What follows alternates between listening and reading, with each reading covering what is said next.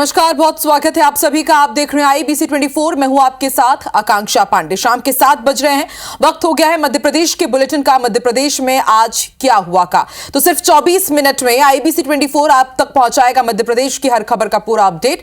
शुरुआत करते हैं जबलपुर से बड़ी खबर के साथ। जबलपुर के रानी दुर्गावती विश्वविद्यालय में NSUI के कार्यकर्ताओं का RSS बैन का पोस्टर लगाने के बाद मामला जमकर तूल पकड़ता जा रहा है। विश्वविद्यालय प्रबंधन की शिकायत के बाद पुलिस ने NSUI के कार्यकर्ताओं को उनके घरों से हिरासत में लिया, जिसके बाद अब कांग्रेस विधायक लखन घनघोरिया NSUI के कार्यकर्ताओं के समर्थन में सैकड़ों समर्थकों के साथ देर रात सिविल लाइन थाने पहुंचे और थाने का घेराव कर दिया, प्रदर्शन करने लगे। वहीं लखन घनघोरिया ने कहा कि NSUI के कार्यकर्ताओं ने RSS पर बैन करने की जायज मांग को लेकर अपना प्रदर्शन किया था और पोस्टर लगाए थे, लेकिन पुलिस ने सरकार के दबाव में कार्रवाई करते हुए कार्यकर्ताओं को गिरफ्तार किया।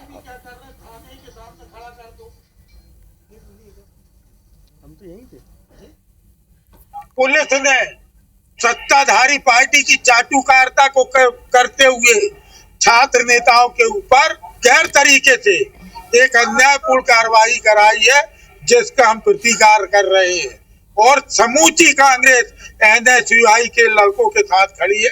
RDVV विश्वविद्यालय में कुछ पोस्टर्स लगे हुए मिले थे, जिसके पश्चात वहाँ के प्रशासन ने जो है यहाँ शिकायत की थाने में। उस शिकायत के आधार पे FIR दर्ज की गई थी एवं आरोपियों को तुरंत गिरफ्तार किया गया था। जो आरोपी थे उनको जमानत पर छोड़ा गया है, आगे पूछताछ के लिए उनको बुलाया जाएगा। और अब रुक कर लेते हैं जबलपुर का। धर्म गौर इस खबर पर हमारे साथ जुड़ चुके हैं। धर्म, आखिर क्यों RSS पर बवाल मचा हुआ है? आखिर अचानक से NSUI के कार्यकर्ताओं ने RSS को लेकर के क्यों विरोध प्रदर्शन किया? उनके खिलाफ पोस्टर्स क्यों लगा दिए गए? और अब जैसे इस मामले में सियासत हो रही है, लखन घनघोरिया ने थाने का घेराव कर दिया, क्या आरोप लगा रहे लखन घनघोरिया, और आगे इस मामले में अब क्या होगा? बिल्कुल, देखिए, ये जो NSUI के जो पोस्टर की बात करें तो यह NSUI के कार्यकर्ताओं का जो हमारी जब उनसे बातचीत हुई विवाद के बाद भी, और जब उन्होंने कल जब पोस्टर लगाए थे तब भी बात हुई, तो उनका कहना था कि ये पूरे देशव्यापी ये आंदोलन चलाया जा रहा है। 4 फरवरी 1948 को जो तत्कालीन देश के गृह मंत्री थे सरदार वल्लभ भाई पटेल ने RSS पर बैन लगाने की बात कही थी, पत्र भी जारी किया था। चूंकि जो नाथूराम गोडसे पर जो हत्या की थी महात्मा गांधी की, उनको RSS का पूर्व सदस्य बताया गया था। हालांकि जांच के बाद जो स्पष्ट हुआ था हत्या की, तो उसमें उसके बाद RSS का बैन हटा दिया गया था।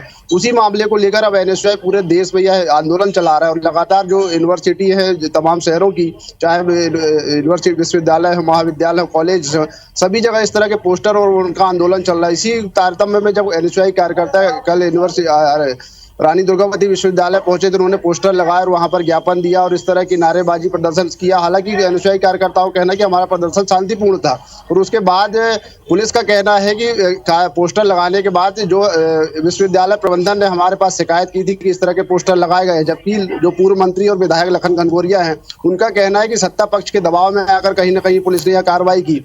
जब देर रात पुलिस जो कार्यकर्ता NSUI के कार्यकर्ताओं को 1 से 2 बजे के बीच गिरफ्तार करती है, उन्हें घर से उठाकर थाने लाती है, उसके बाद इस पूरे मामले ने तूल पकड़ लिया। पूर्व मंत्री लखन घनघोरिया अपने सैकड़ों समर्थकों के साथ और NSUI कार्यकर्ताओं के साथ सिविल लाइन थाने पहुंचे और वहां पर जमकर पूरे थाने का घेराव किया, प्रदर्शन किया और हंगामा करते वहीं पर धरने पर बैठ गए, जब तक कि NSUI के कार्यकर्ताओं की वहां से जमानत नहीं हुई। हालांकि पुलिस का कहना है कि 41(1) जो धारा होती है उसके तहत कार्रवाई की गई थी, जो पूरी तरह से जमानती धारा है, उसके तहत कार्रवाई करके उन्हें थाने से जमानत दे दी गई थी। लेकिन कहीं ना कहीं इसमें पूरा मामले ने सियासत गरमाई हुई और लखन घनघोरिया जो पूर्व मंत्री, उनका साफ तौर पर कहना है कि जो पुलिस है उसने कहीं ना कहीं सरकार के पक्ष में, सरकार के दबाव में यह कार्रवाई की है, जबकि पुलिस साफ तौर पर इस बात से इंकार कर रही है, कुछ भी कहने से बच रही। पुलिस का कहना है कि हमने जो विश्वविद्यालय प्रबंधन की शिकायत पर यह कार्रवाई की थी। फिलहाल अभी जो स्थिति है वह नियंत्रण में है और अब किसी प्रकार का हंगामा नहीं हुआ उसके बाद से, क्योंकि लखन घनघोरिया स्वयं वहां पर मौके पर मौजूद थे।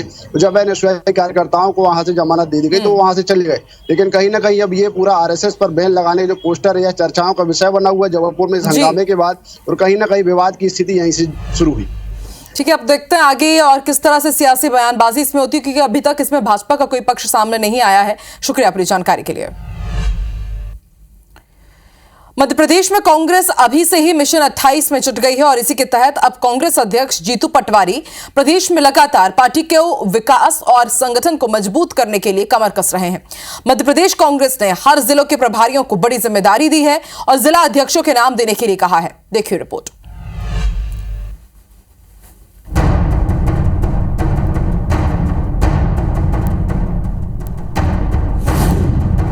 मिशन 2028 में जुटी एमपी कांग्रेस।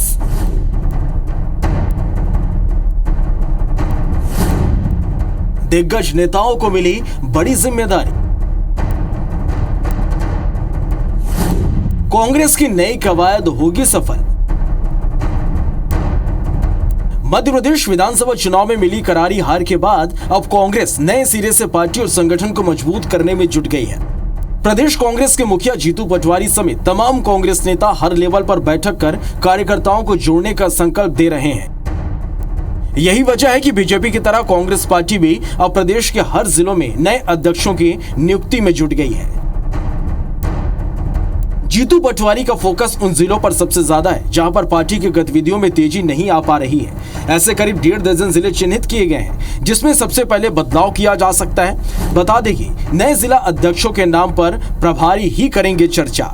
15 से ज्यादा जिलों में सबसे पहले कांग्रेस पार्टी बदलेगी अपने जिला अध्यक्ष। जिला अध्यक्षों के बदले जाने से होने वाले डैमेज कंट्रोल को लेकर कांग्रेस ने पहले से ही अपना प्लान तैयार कर लिया है। प्लान के तहत नया जिला अध्यक्षों के चयन में दिग्गज नेताओं की राय भी ली जाएगी। ऐसा माना जा रहा है कि दिग्गज नेताओं के क्षेत्र में उनकी ही पसंद जिला अध्यक्ष बनाया जा सकता है ताकि प्रदेश कांग्रेस में जारी गुटबाजी पर लगाम लगाया जा सके। लेकिन इस कांग्रेस पार्टी के नेता इसे पार्टी में आंतरिक लोकतंत्र का उदाहरण बता रहे हैं। कांग्रेस में आंतरिक लोकतंत्र पूरी तरह से कायम है। कार्यकर्ताओं की राय, स्थानीय बड़े नेताओं की, सीनियर नेताओं की राय और पब्लिक परफॉर्मेंस के आधार पर ही प्रभारियों पर नाम आएंगे। प्रभारी पीसीसी को भेजेंगे, पीसीसी एआईसीसी को भेजेगी, फिर एआईसीसी उन नामों पर मुहर लगाएगी। कांग्रेस के सभी दिग्गजों को जिलों का प्रभार देना और फिर जिलों अध्यक्षों का नाम लेकर कांग्रेस कहीं न कहीं पदाधिकारियों और नेताओं में समन्वय भी बनाने की कोशिश कर रही है। लेकिन बीजेपी इसे आड़े हाथ लेकर कांग्रेस पर नकल करने का आरोप लगा रही है। कांग्रेस पार्टी के संगठन का कहीं अता पता नहीं है। आप भाजपा के संगठन की नकल करने की बात कर रहे हैं, लेकिन नकल के लिए भी अकल चाहिए। जीतू पटवारी के नेतृत्व में कांग्रेस पार्टी पूरी तरह दिशाहीन हो गई है। ब्लॉक से जिला अध्यक्ष तक पार्टी का संगठन पूरी तरह समाप्त हो गया है। केवल और केवल प्रचार प्रसार के लिए खाना पूर्ति की जा रही है। बीजेपी नेताओं के आरोप चाहे जो भी हो, लेकिन बीजेपी के बाद अब कांग्रेस जिस तरह प्रदेश संगठन को मजबूती देने जिला अध्यक्षों की नियुक्ति पर पूरा फोकस कर रही है, उससे साफ है कि कांग्रेस आने वाले वक्त में होने वाले डैमेज को कंट्रोल करने की भी तैयारी कर रही है। लेकिन देखना दिलचस्प होगा कि कांग्रेस की ये कवायद कितनी सफल होती है। दुष्यंत पराशर, IBC 24 भोपाल। और हम सियासी खबरों के बाद रुक करते हैं कुछ दूसरी खबरों का। टीकमगढ़ में पिता की मौत के बाद आज अंतिम संस्कार को लेकर दो बेटों के बीच विवाद हो गया और विवाद इस कदर बढ़ा कि बड़ा बेटा पिता को काट कर जलाने की जिद करने लगा। परिजनों और रिश्तेदारों के मनाने पर भी जब वो नहीं माना तो पुलिस को सूचना दी गई। इसके बाद पुलिस पहुंची, समझाइश दी गई और छोटे बेटे से अंतिम संस्कार कराया गया पुलिस की मौजूदगी में। पूरा मामला जतारा थाना क्षेत्र के ताल लिधौरा का है। यहाँ रहने वाले ध्यानी सिंह घोष के निधन के बाद छोटा बेटा दामोदर अंतिम संस्कार की तैयारी कर रहा था। तभी उसका बड़ा भाई किशन सिंह वहां आ गया और पिता के अंतिम संस्कार करने की जिद करने लगा। दामोदर ने इसका विरोध किया तो किशन ने पिता के शरीर के 2 टुकड़े कर अलग अलग संस्कार करने की बात कह दी। इस पर परिजन और रिश्तेदार हैरान रह गए। उन्होंने पुलिस को सूचना दी, जिसके बाद पुलिस पहुंची और किशन को समझाइश दी। इस दौरान घंटों तक शव घर में ही पड़ा रहा और उसके बाद छोटे बेटे के ही सामने पुलिस की मौजूदगी में उसका दाह संस्कार किया गया पिता का।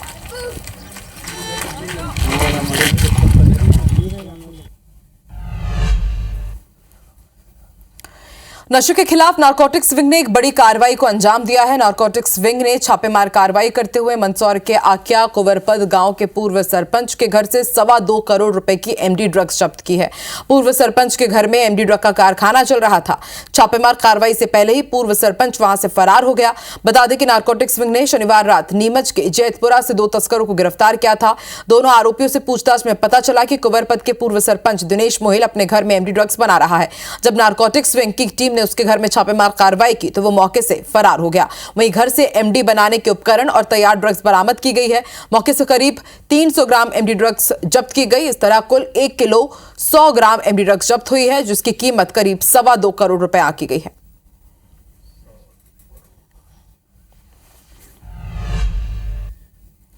इधर भिंड में सराफा व्यापारी से कट्टा लगाकर लूट करने वाले बदमाशों को पुलिस ने शॉट एनकाउंटर में पकड़ा है। पुलिस को देखकर बदमाशों ने फायरिंग की। जवाबी कार्रवाई में 2 बदमाशों के पैर में गोली लगी। घायल बदमाशों को पुलिस ने जिला अस्पताल में भर्ती कराया, जहां पर उनका इलाज जारी है। पुलिस ने बदमाशों से व्यापारी से लूटा गया सामान भी बरामद किया है। शनिवार की शाम आर्यन ज्वेलर्स के ओनर दुकान पर पूजा कर रहे थे। इसी दौरान बाइक पर 3 बदमाश आए, खुद को महाराष्ट्र की माया गैंग का बताया और व्यापारी से करीब 50 लाख रुपए की लूट की वारदात को अंजाम दिया। घटना के बाद पांचों थाने की पुलिस बदमाशों के पीछे लगी थी। सीसीटीवी फुटेज के आधार पर पुलिस अटेर में किले के पास पहुंची तो वहां तीनों बदमाश लूटे गए सामान का बंटवारा कर रहे थे। पुलिस ने बदमाशों को आत्मसमर्पण करने के लिए कहा तो उन्होंने पुलिस पर फायरिंग कर दी, जिसके बाद उनका शॉट एनकाउंटर हुआ। तो यहाँ का जनमानस में भी एक विश्वास की लहर दौड़ी है कि पुलिस प्रशासन बहुत कुछ कर सकता है। कल का जो घटनाक्रम हुआ उसको देखते ही ऐसा लगता है कि इस प्रकार की सफलता मिलना भिंड के इतिहास में बहुत बड़ी सफलता है। आज पिछले 50 वर्षों में ऐसी कोई घटना नहीं हुई, तो पहली बार घटना हुई और भिंड की पुलिस ने जिस तत्परता से जिस तरीके से मुलजिमों को पकड़ा, ये बहुत सराहनीय कार्य है। तुरंत पूरे शहर में जो मेन एग्जिट पॉइंट से वहाँ पे घेराबंदी कर दी गई थी और सीसीटीवी फुटेजेस जितने भी थे उनको खंगाला गया। जैसे ही पुलिस ने उनको पकड़ने की कोशिश करी तो उन लोगों ने पुलिस पे फायर किए। जवाब में आत्मरक्षा में पुलिस को भी फायर करने पड़े, जो 2 लोगों के पैर में लगे। तीसरे आरोपी को अरेस्ट कर लिया। ब्लीडिंग होने की वजह से जो भी हमारा जो ये आरोपी थे दोनों, इनको हमने हॉस्पिटल एडमिट कराया और जो तीसरा आरोपी था उससे जो पूरा सामान है उसको बरामद किया। नीमच के पिपलिया गांव में उस वक्त हड़कंप मच गया जब एक 14 फीट का मगरमच्छ गांव में घुस आया। देर रात मगरमच्छ के इस तरह गांव में घुसाने से ग्रामीणों में अफरा तफरी मच गई। मगरमच्छ के गांव में आने की इस जानकारी तब हुई जब रात में कुत्तों ने जोर जोर से भौंकना शुरू किया। ग्रामीणों ने देखा तो मगरमच्छ घूम रहा था। करीब 2 क्विंटल और 14 फीट बड़े मगरमच्छ को देखकर ग्रामीण दहशत में आ गए। जैसे तैसे ग्रामीणों ने इसकी सूचना वन विभाग को दी। वन विभाग की टीम मौके पर पहुंची और उसके बाद कड़ी मशक्कत के बाद मगरमच्छ का रेस्क्यू किया गया।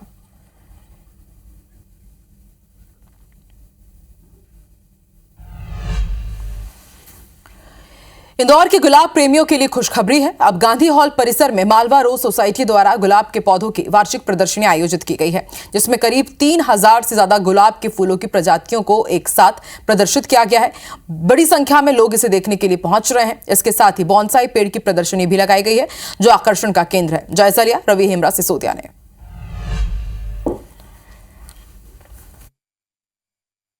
इंदौर के गांधी हॉल में मालवा रोज सोसाइटी द्वारा रोज़ नर्सरी का आप देखेंगे कि यहाँ पर एक प्रदर्शनी लगाई गई है। तकरीबन 3000 से ज़्यादा अलग अलग प्रजाति के गुलाब के फूल जो हैं वो उनका संकलन यहाँ पर किया गया है। किस तरीके से गुलाब की पौधों की खेती होती है, किस तरीके से उन्हें बनाया जाता है, किस तरीके से उन्हें रखरखाव किया जाता है।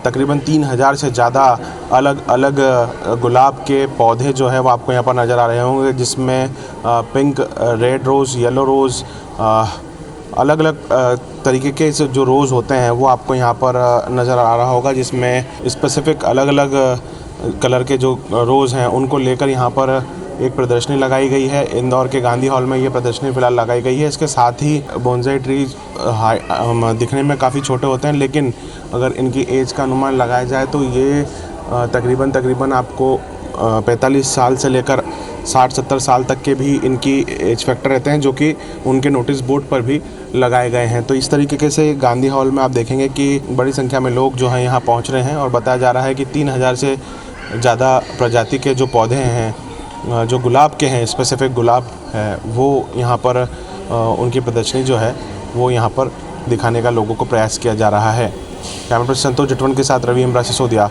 इंदौर। और इस बुलेटिन में फिलहाल इतना ही। नमस्कार।